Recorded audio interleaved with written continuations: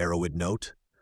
Our understanding of the literature is that there is no such thing as safe recreational use of volatile solvents, aerosols, and other street inhalants. Their psychoactive effects are inseparable from nerve and organ damage. We have chosen to include these reports to help document the real-world use of inhalants, but their inclusion is not intended to imply that they are anything but dangerous. A few years ago, I used to inhale gas for a buzz. If you are thinking of trying this, let me tell you, the effects are awesome, short-lived, but not at all worth the damage it does. Good expirants. On night I was home alone with my brother. There was nothing to do, so I went out to the shed, filled a baggie, quartered full of gas, and started huffing away. I must have been huffing for about 10 minutes when I had the weirdest expirants I've ever had. I was sitting in the back room, buzzing my brains out, and I passed out. I had a dream that an apparition or ghost floated to where I was laying and took my hand. It told me it wanted to show me something and led me into the front room.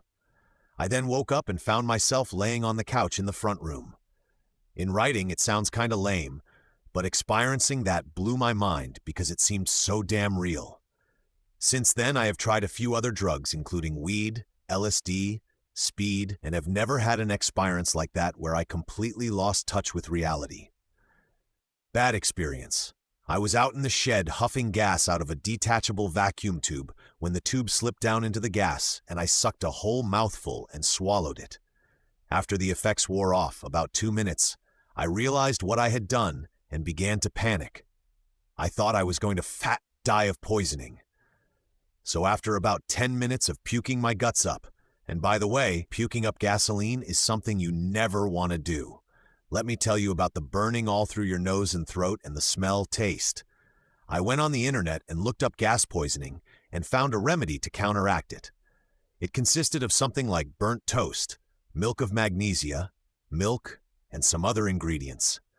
Well, I thought it was a little weird, but I'm alive still, so I guess it worked.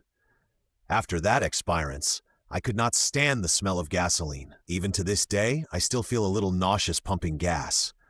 And I have never since stooped to the inhalant level of getting high. All of that was not worth the trauma and the fear of dying. LSD and THC only for me.